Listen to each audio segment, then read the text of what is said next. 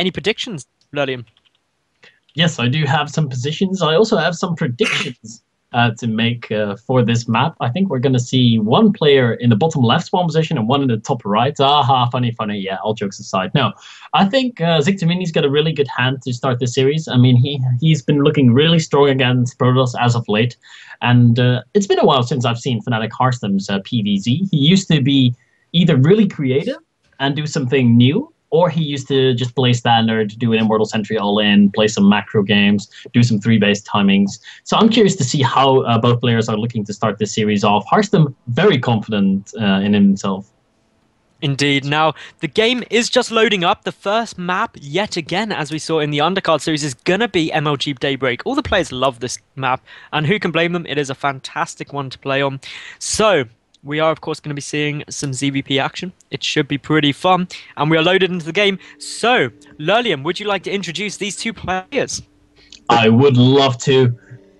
Maddles, thank you very much. In the bottom left spawn position, we've got playing for Team Fnatic. It is the red Protoss player. He is Harstem. He's from the Netherlands. I've met him in real life a few times. He's played at a few tournaments that I commentated live, and he's going to go up against a player in the top right spawn position from Western Wolves. It is Ziktomini, as Harstem is bragging about his... That is just horrible. That is just like, look at that aggression. Yeah, of course, that does not matter though, because Ziktomini, of course, the Wizard Zerg is his nickname. He is in the top right as the blue Zerg player. So, of course, this should be a good game. Clearly, these two are having some fun. In the lobby chat, they were still winding each other up. They are in good spirits, without doubt. So, yeah, we'll wait and see. We'll wait and see. Looks like Ziktomini was informing whether or not Harstem sent a worker his way, which could have been a possibility. You and I were talking before the evening even started that Harstem likes to do some really crazy gateway proxies against Zerg sometimes, and I think that's what Ziktomini was just referencing to. So that would be really cool to see Fnatic Harstem bring out that strategy. I've seen him do it in a few replays that he sent me like half a year ago. He was like, "Oh my god, I found this amazing strategy versus Zerg. Don't tell anyone. I'm gonna use it in tournaments." And it was a really creative strategy. I'm not gonna give it away just yet. I'm hoping to see it sometime in the series. I indeed hope we will see it as well, but for the moment there are going to be no proxy gateways or anything like that, because Harstem, he's getting down the Nexus first. Meanwhile, for Ziktomini, he's got the spawning pool. His hatchery should go down right about now. There we go, so that is looking good. And yes, everything is going pretty much standard, which is never a bad thing. Some people are like, oh, standard, we don't want standard. But standard usually results in some good longer games with some great engagements. And I am especially looking forward to seeing what Zikto will do, because when he is on form, he is a match for the absolute best, in my opinion. Yeah, when he's on form, he's definitely a match to the absolute best players in the world. Of course, Zerg players are looking really, really good in the late game currently, especially versus Protoss, but versus Terran definitely too. So that could contribute to his success a little bit. I think Ziktomini is going to be feeling more and more comfortable as the longer this game goes on. So we might see Harstem throw in a little bit of cheese here. He has got himself a really good opening. He's going to be skipping on the Forge, which is a risky thing to do. The Forge is in the main base, by the way. Yeah, that was stupid. I saw the cannon. Of course, he's got the Forge in the main base to be able to defend against any kind of six-pool that could be coming his way. That's why he built the pylon in his main base too. I'm sorry, my mind was... You were busy retweeting me. That's what you were doing. Yeah, I was too busy leeching your amazing typing skills. Did you know Maddles actually makes templates for his tweets? I just learned that. That's the first person. I don't think I know anyone as dedicated to you as to making tweets. You tweet everything, every game, every result, which is great for the people following you. They know exactly what's happening. Twitter templates. You've heard it here first. Well, the thing is, at the end of the day, these are some absolutely amazing players doing some absolutely amazing games, and I think some of these players, especially when we saw in the undercard match, maybe these players who are up and coming aren't getting as much exposure. I want to do everything I can to try and give them the opportunity to show really they are able to put out some solid play and will hopefully get some opportunities to advance in esports, which is really the best thing that they could do.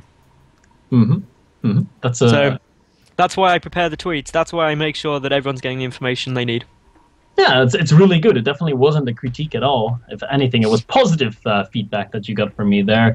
As Harstem is moving out with his first zealot, taking the watchtower, making sure that he's got some scouting information. He's probably not going to venture all across the map with his single zealot yet.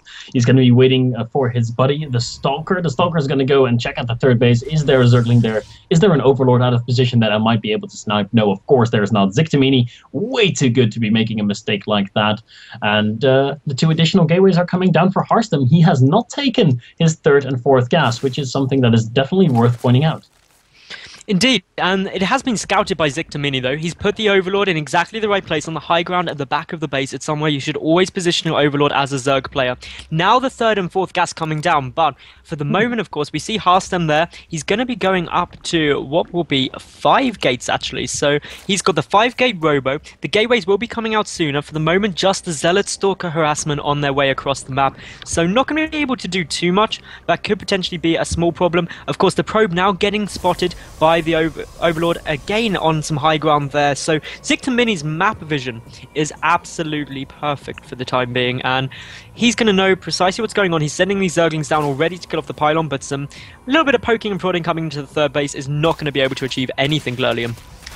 No, I think this pylon, is he going to be able to do a warp in here? I don't think he is. The pylon is going to get focused down before it finishes. And this 5-gate pressure that Harstem was hoping to put on is going to get shut down nicely here by Ziktomini, producing those units just in time, and he will be able to thwart this relatively easily. Kills a probe, kills 1 or 2 zealots there, forces the cancel on the pylon, and Ziktomini holds. But he did produce a lot of lings, maybe a few too many, and he's also producing 5 roaches, something he is not going to need right now. So he's got a lot of units forced out of Ziktomini. Fnatic Harstem now falling back, and will be moving out with his Immortals and Sentries as soon as he feels he's got enough. Indeed, and Ziktomini may have had a bit of a strange read here, not expecting to see that Immortal come out, because, to be honest, he's not gone in to scout the base. He's seen the pressure come on, so probably assumes that it was a 5-gate pressure, or purely gateway, as opposed to this Immortal Sentry that's going to be coming out of this. And as a result, we've got the Spire from Ziktomini, which means that he is going to be good going into the mid-game with some Muta harassment. But if this Immortal Sentry push comes, he's going to be in a lot of problems because he's not going to have the units in order to deal with the head-on engagement. So that's why having these Speedlings and Roaches out a little bit earlier won't be a terrible thing, because at least he'll have something to delay that push so he can get those units out on the field. Yeah, it's a good point you're making there. The Mutas coming up is so important right now. Ziktomini going into the Mutas, definitely not the standard meta game right now, and might be surprising Harstem a little bit. Harstem is going to be forced to show his Immortals here. He force fields really well, and this is going to be a lot of units lost here for Ziktomini, but I think he will have the Mutas out in time to be able to defend against the Immortal Sentry push that's going to be coming out of Harstem. Harstem has no blink. He hasn't even got a Twilight Council, so the only anti-air he's going to have are going to be blinkless Stalkers with only a single upgrade, or maybe a 1-1 finished up by the time they do get out on the field. So it's going to be really tough for Harstem here. Will he be able to defend against those 12 Mutas? Well, having said that, there's no Stalkers actually on the field at all for Harstem at the moment. Just sitting there with 13 sentries, which means that he is not going to have too much fun against these Mutalisks. Of course, Ziktomini got some great scouting information out with that aggression. The Overlords are still giving him fantastic vision, sees the pylon coming down, knows exactly what's on the cards. So with the Mutas, with the Zerglings, this should be pretty easy for Ziktomini to deal with, in my opinion. He's getting everything he's going to need. One Zealot coming up now, trying to get some scouting information down, see what Ziktomini has. Now sees the Mutalisks, and that is going to be a bit of a concern for Harstem. Yeah, Harstem throws up the Guardian Shield. The Mutas are trying to engage here, but the Stalkers now starting to get into the fray as well. The Mutas are going to be forced to retreat. There's still 12 of them alive. 13, one is now joining up. So we've got a situation where there are now a lot of Stalkers on the field. The Force Fields have to be good, though. The Force Fields have to keep all those Stalkers safe. Guardian Shield is up. The Stalkers are doing some really good DPS on the Mutas. Mutas are starting to die left and right, but the Stalker count is starting to get lower and lower as well. The Zerglings are getting more and more surface area. The supplies are evening up a little, but another big wave of Zerglings comes out.